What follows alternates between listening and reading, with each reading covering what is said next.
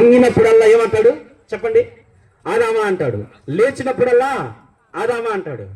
ఇలా అంటుంటే ఒక ఆయన చూశాడంట, ఒక ధనికుడు చూసి, ఏది నువ్వు వంగినప్పుడల్లా ఆదాం అంటావు, లేచినప్పుడల్లా ఆదాం అంటున్నావు, ఎందుకు నువ్వు అలా అంటున్నావు? కారణం ఏంటంటే ఆయన చెప్పాడంట, ఆనాడు మా పితరుడైన ఆదాం ఉండయ్యా, ఆయన ఆజ్ఞను అతిక్రమించాడు.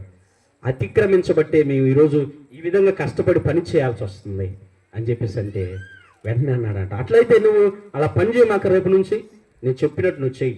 ఏం చెప్తావు చెప్పంటే, ఒక ఇలాంటి టేబుల్ పెట్టాడంట. టేబుల్ పెట్టి దీనికి ఇల్లు ఉంటుంది కదా, లాగడానికి సొరుగు అంటారు, ఆ లాగడానికి అది పెట్టేసి దాంట్లో ఒక ఇంకు బుడ్డు పెట్టాడు. మూత తీసి ఓపెన్ చేసి ఇంకు బుడ్డు లోపల పెట్టి, ఇది తీ మాకు, ఇది కదిలించినప్పుడు నువ్వు పనిలో జాయిన్ అవ్వాలా, నేను చెప్పినట్టు చెయ్యి. ఉదయాన్నే నీకు టీ టిఫిను అన్నీ నీ చేతికి వస్తాయి, అన్నీ తిను, సమృద్ధిగా ఉండు, హ్యాపీగా ఏసీలో పడుకో, హ్యాపీగా రెస్ట్ తీసుకో. నువ్వేం చేయొద్దు. నువ్వు ఎప్పుడైతే ఆ టేబుల్ కదిలిస్తావో అప్పుడు నువ్వేం చేయాలా చెప్పండి? అందరు చెప్పండి. మీరు నాకు చెప్తే నేను విన్నట్టు అర్థం. చెప్పండి, ఏం చేయాలా? పని చేయాలా? నువ్వు అలాగనే కూర్చో, నువ్వేం చేయాల్సిన అవసరం లేదు. ఉదయాన్నే నీకు టిఫిన్ వస్తుంది, టీ వస్తుంది, అన్నీ వస్తాయి, మధ్యాహ్నం భోజనం వస్తుంది, సాయంత్రం భోజనం వస్తుంది, నీకు అన్నీ ఉంటాయి. ప్రశాంతంగా నీకు ఇచ్చిన రూమ్లో పడుకో, ప్రశాంతంగా రెస్ట్ తీసుకో. కానీ నువ్వు టేబుల్ కదిలించావనుకో ఎమ్మటే జాయిన్ అవ్వాలని చెప్పాడు. సరే అని చెప్పిస్తాను. ఏం చేశాడు తెలుసా? ఒక రోజు ఉన్నాడు, 2 రోజులు ఉన్నాడు, రోజు అదేంటో చూడాలి. ఏం చెప్పండి? అదేంటో చూడాలని చెప్పి ఒక రోజు ఉన్నాడు, 2 రోజులు ఉన్నాడు, 3వ రోజుకి అయితే ఏంటి చూద్దామని చెప్పేసి చిన్నగా ఆడికి వెళ్ళాడు. ఆ టేబుల్ అలా పట్టుకుని అలా లాగాడు. లాగేసరికి ఇంకు బుడ్డిలో దాంట్లో ఇంకు పోశారు, ఒక మూత చేసి ఓపెన్ చేసి ఒక బుడ్డి అందులో పెట్టాడు. అది లాగిన వెంటనే అంత కింద ఆ బెజ్జంలోంచి కింద పడిపోయింది. ఈరోజు యజమానుడు వచ్చి సరిగిపోయి పని చేస్తున్నాడు. ఏం చేస్తున్నాడు చెప్పండి అందరూ? ఎందుకని పని చేస్తుంది? ఆయన ఏం చెప్పాడు ఆయన యజమానుడు? పని చెయ్యొద్దు, హ్యాపీగా తిను, నువ్వు అది కదిలిచ్చిన్నాడు, పని చేయాలన్నాడు.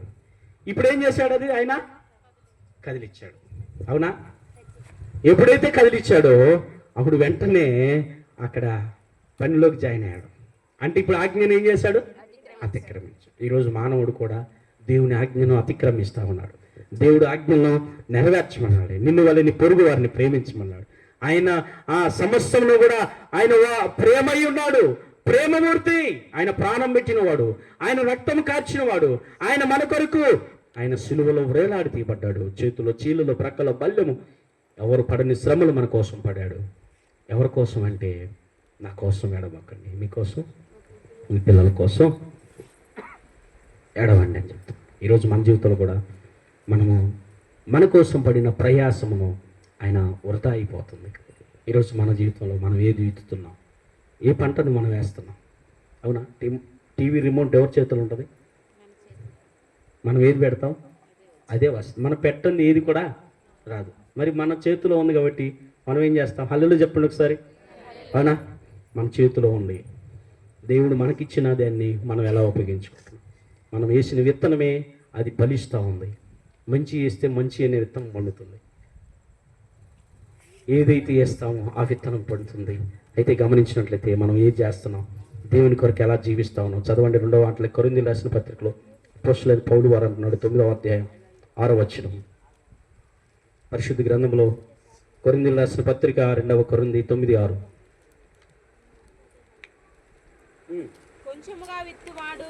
కొంచెముగా ఇత్తువాడు కొంచెముగా పంట కోయును, సమృద్ధిగా ఇత్తువారు సమృద్ధి అయిన పంటను కోయును. ఏం చేస్తారంట? కొంచెముగా ఇత్తువారు కొంచెము పంటను కోస్తారు, సమృద్ధిగా ఇత్తినవాడు సమృద్ధి అయిన పంటను కోస్తాడు. అవునా? కొంచెముగా మనం ఎంత వేస్తాం పంటని? మనం వేసేది ఎంత?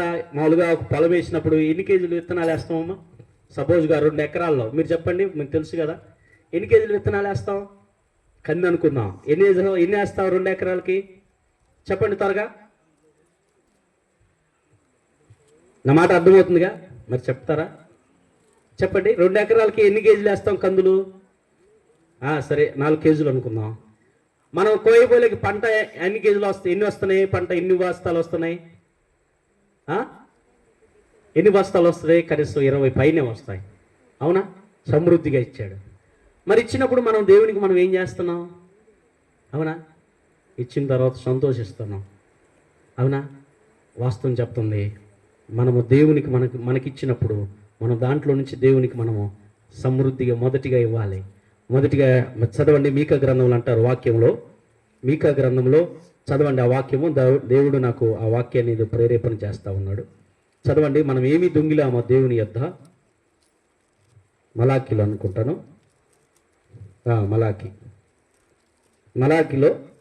మలాకీ గ్రంథం 3వ అధ్యాయము 8వ వచనం చదవండి. పరిశుద్ధ గ్రంథంలో, మానవుడు దేవుని యొద్ద దొంగిలన అయితే మీరు నా యొద్దే దొంగిలారంట. ఎవరి దగ్గర దొంగిలారంట? దేవుని దగ్గరే మనం దొంగిలామంట. ఏం దొంగిలాం? నా మందిరములోనికి ఆహారమున్నట్లు 10వ భాగం ఇవ్వట్లా. అర్థం ఉందా? దేవునికి మనం ఏం చేస్తున్నాం? దేవునికి ఇవ్వాల్సింది ఇవ్వట్లా. దేవునికి ఇవ్వాల్సింది ఇవ్వకపోతే దేవుడు ఆపాల్సిన చోట ఆపుతాడు. అప్పుడు దేవుని మనం ఏం చేస్తాం? దేవుడికి సమృద్ధిగా ఇస్తే 10వ భాగం అంటే ఏంటి? మనకి ఒక సంవత్సరం బయలుదేరి పనికి వెళ్తే ఒక మేస్త్రి ₹1,00,000 అడ్వాన్స్ తీసుకున్నాడు. ₹1,00,000 అడ్వాన్స్ ఇస్తే అంతే వాళ్ళ సేవకునికి మనం చెప్తారా? 10వ భాగం అంటే అమ్మో బాగా చెప్తున్నారు, 10,000 ఇవ్వాలా. సరే 10,000 ఇస్తున్నావా? అమ్మో పాస్టర్ గారికి 10,000 ఇస్తే మిగతా నాకేంటి పని? అర్థమవుతుందా? ఎందుకు చెప్తున్నా అంటే దేవుని వాక్యం సెలవిస్తుంది. మనము పంట వేసిన కొలదే మనం విస్తారమైన పంటను కోస్తామని మనం ముందే చూసాం కదా. మనం కొంచెంగా విత్తితే కొంచెమే వస్తుంది, విస్తారంగా విత్తితే విస్తారం. ఈరోజు దేవుని వాక్యం సెలవిస్తుంది, మనం ఎంత పంటని కోస్తా ఉన్నాం. మనకిచ్చిన సమయము దేవుడు ఆయుష్నిచ్చి దేవుడు సమృద్ధినిచ్చాడు. కుటుంబంలో ఏది తక్కువ లేకుండా ఆయన అడగక మునుపు ఏం చేశాడు? అక్కరలను ఎరిగి ఉన్నాడు. ఆయన అవసరాలను తీర్చగలిగిన వాడు, అవసరాలు తీర్చే దేవుడు. అవునా? మనుషుల వైపు చూస్తే హేళన చేస్తారు, మనుషుల వైపు చూస్తే నీకు చెప్పిన మాటలు చేస్తామంటారు. రేపు నువ్వు ఇంటికి వెళ్ళేసరికి ఇంటికి తాళం వేసి ఉంటుంది. మనుషులను నమ్మితే సిగ్గుపడుదురేమో ఇలలో, ఆశ్రయిస్తే వట్టి చేతులే, నిన్నాశ్రయించిన నా జీవితములో ఏ మేలు కొలువలేదులే. నిన్నాశ్రయించిన నా జీవితములో ఏ మేలు కొలువలేదులే. నా యేసయ్యా ఏ మేలు కొలువలేదులే. హల్లెలూయా. మనుషులను ఆశ్రయిస్తే ఏమవుతుంది? సిగ్గుపడతాం. దేవుని రాజులను ఆశ్రయిస్తే వట్టి చేతులు పంపిస్తాం. ఒక ఆయన పలాయన నాకు ఇస్తానన్న రాజుగారు, నేను వెళ్ళాలని ఆశతో పోతాం. ఆ రోజు వెళ్ళి నాకు మళ్ళీ నీకు కొన్ని రోజులు వాయిదా వేస్తాడు. ఆ వాయిదా ఇంకో కొన్ని రోజులు అలా తిరుగుతావు, కానీ నీకు ఏమాత్రమో ప్రయోజనం ఉండదు. కానీ దేవుని ఆశ్రయిస్తే నీకు ప్రయోజనం ఉంటుంది. దేవుని యందు విశ్వాసం ఉంటే నీకు ఆశీర్వాదం ఉంటుంది.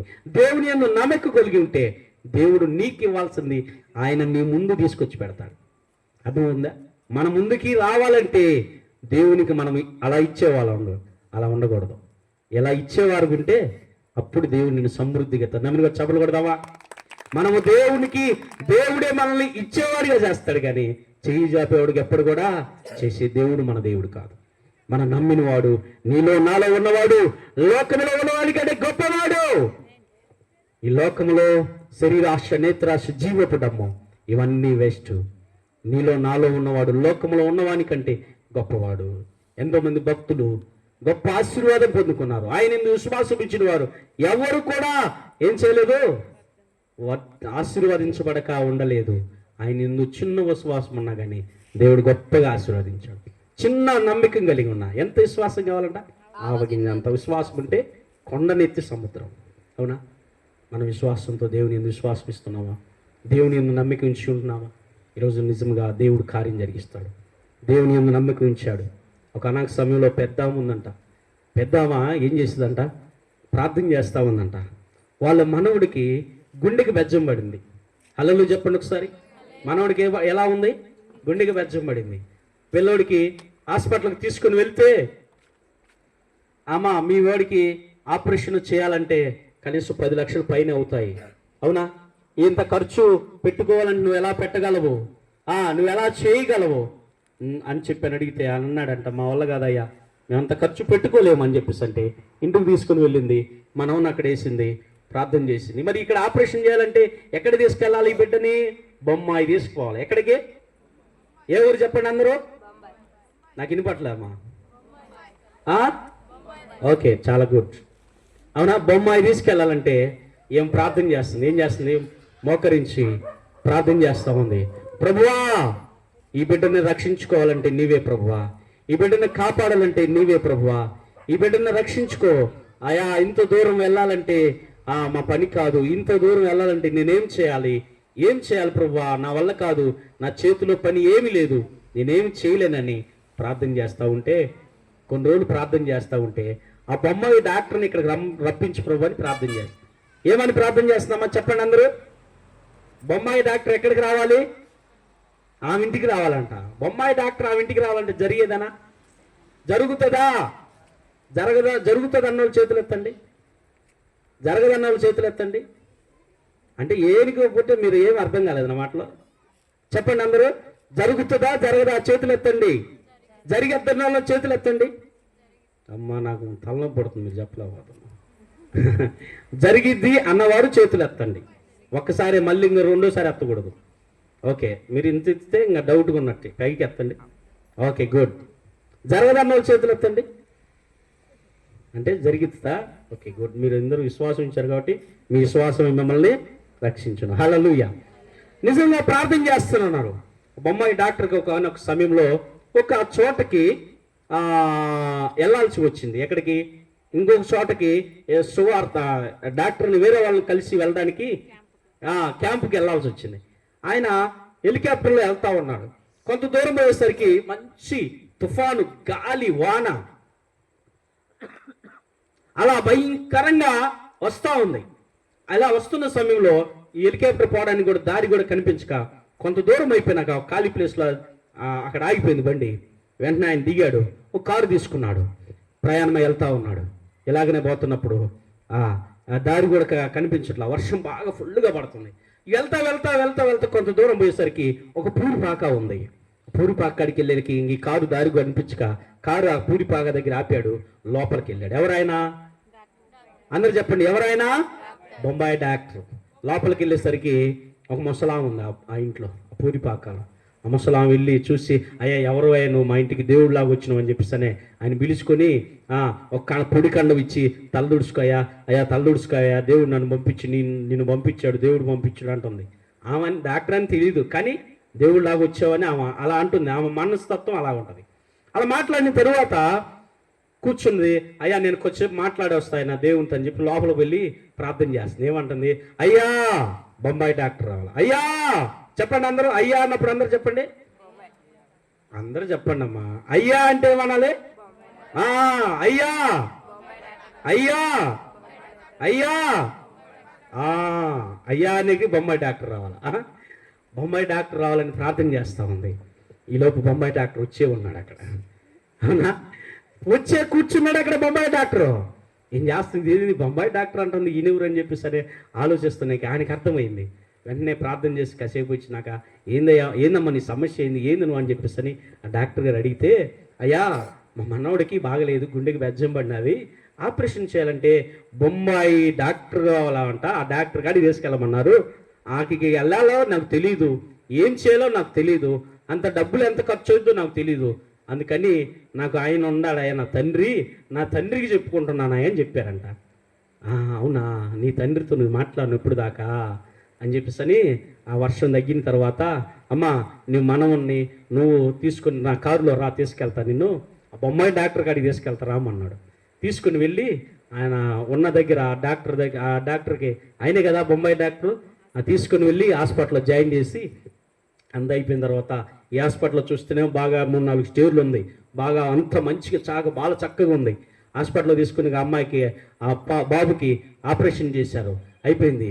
ఏం భయపడుతుంది, అమ్మో ఏం తీసుకొచ్చాడు, ఆపరేషన్ చేయించాడు, మరి బిల్లు ఎంత అవుతుందని చెప్పేసి ఆమె ఏడుస్తూ ఉంది, ప్రార్థన చేస్తుంది. ప్రభువా మరి డాక్టర్ గారిని తీసుకొచ్చామనుకుంటా, ప్రార్థన చేసి ఆపరేషన్ చేయించాము, కానీ ప్రభువా దీనికి కావలసిన డబ్బు ఎంత ఉంటుందో నాకు తెలీదు, నా వల్ల కాదు ప్రభువా, నేను కట్టలేను. మరి డాక్టర్నే తీసుకొచ్చావు, కానీ ఈ డబ్బులు కట్టే శక్తి నాలో లేదు అని విశ్వాసంతో ప్రార్థన చేస్తుంది. వెంటనే అక్కడ జరిగిన సన్నివేశం ఏంటో తెలుసా? అన్నీ అయిపోయిన తర్వాత స్లిప్ రాసి తీసుకొచ్చాడు ఆ ముసలి పెద్ద అమ్మ కాడికి. అమ్మ, మీ మనోడు బాగున్నాడు, ఆపరేషన్ చేశాం, కానీ ఇదిగో ఇక్కడే రూమ్ ఉంది, ఈ రూమ్లో మీరు ఉంటే ఉండండి, ఈ రూమ్ ఇస్తున్నా నీకు అని చెప్పేసి అన్నాడు. అమ్మ, అయ్యా ఎంత అయింది డబ్బులు అంటే, ఆ డబ్బులన్నీ నీకు ఏమి ఇవ్వాల్సిన పని లేదమ్మా అని చెప్పేసాను. గడికి చప్పలు కొట్టండి నమ్మిన వారు. నువ్వు డబ్బులు ఏమి ఇవ్వాల్సిన లేదు, అన్నీ నీకు ఫ్రీగానే చేశాను. అప్పుడు అయిపోయిన తర్వాత, అమ్మ, ఈ బొమ్మాయి డాక్టర్ నేనే, దేవుడు నేను ఎక్కడికో వెళ్ళాల్సిన వాడిని నేను ఇక్కడ పంపించాడు, నిన్ను నేను తీసుకొని వచ్చి మీ మనోడికి ఆపరేషన్ ఏం కాకుండా మంచిగా చేశాను, నువ్వు ఉండాలనుకుంటే నీకు రూమ్ ఇస్తా, ఇక్కడే కూర్చుకొని నీ దేవునితో మాట్లాడమ్మా అని చెప్పాడంట. అర్థమవుతుందా? ఈరోజు మన జీవితంలో కూడా మనం ఎంత విశ్వాసం కలిగి జీవిస్తున్నాం. మనం వేసిన విత్తనమే, ఆమె వేసిన విత్తనమే బొంబాయి డాక్టర్ దగ్గర తీసుకుని వెళ్ళింది. నువ్వు వేసిన విత్తనమే రేపు నీ పిల్లలకు పనికి వస్తుంది. నువ్వు వేసిన విత్తనమే నీ కుటుంబానికి ఆశీర్వాదం, నీ గ్రామానికి ఆశీర్వాదం, నీ ఇరుగు పొరుగు వారికి ఆశీర్వాదం, నీ బంధుమిత్రులకు ఆశీర్వాదం. నువ్వేమి విత్తనం వేస్తావు? ఈరోజు మనం వేసిన విత్తనమే మనం కోస్తాము. మనుషుడా, నువ్వేమి విత్తుతావో అదే పంట నువ్వు కోస్తావు. ఆమె వేసిన విత్తనమే మనోడిని బాగు చేసింది. ఆమె వేసిన విత్తనమే ఆమెను ఆశీర్వాదకరంగా మార్చింది. ఎక్కడో పూడి పాకలను తీసుకుని వెళ్ళి సమృద్ధి అయిన విస్తారమైన గృహంలో ఆమె ఉంచాడు దేవుడు. ఈరోజు మనం వేసిన విత్తనమే మనం రక్షిస్తుంది. ఏ విత్తనం వేస్తున్నాం? ఈరోజు వాక్యం వింటున్న సహోదరుడు, సహోదరి, ఈరోజు దేవుడు మనతోనే మాట్లాడుతున్నాడు. మనం వేసిన విత్తనం రేపు ఫలిస్తుంది. ఆ విత్తనము ఏ విత్తనం వేస్తున్నాం? అది మంచిదా లేక చెడ్డదా? దేవునికి ఉపయోగపడేదా దేవునికి ఉపయోగపడందా? ఏ విత్తనం వేస్తున్నాం? ఏమి మనం పంటను కోయి చూస్తున్నాం? మనం వేసిన విత్తనమే, ఆ విత్తనము మంచిదిగా ఉండాలి, దేవునికి ఉపయోగపడేదే ఉండాలి, దేవునికి నమ్మకమైనదిగా ఉండాలి.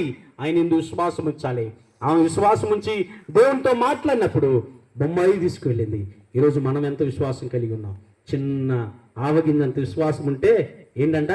కొండనెత్తి. అవునా? ఇప్పుడు ఆమె కలిగిన విశ్వాసం పెద్దదా చిన్న విశ్వాసమే? ఆమె విశ్వాసం ఏంటంటే దేవునికి నమ్మకంగా జీవించాలి.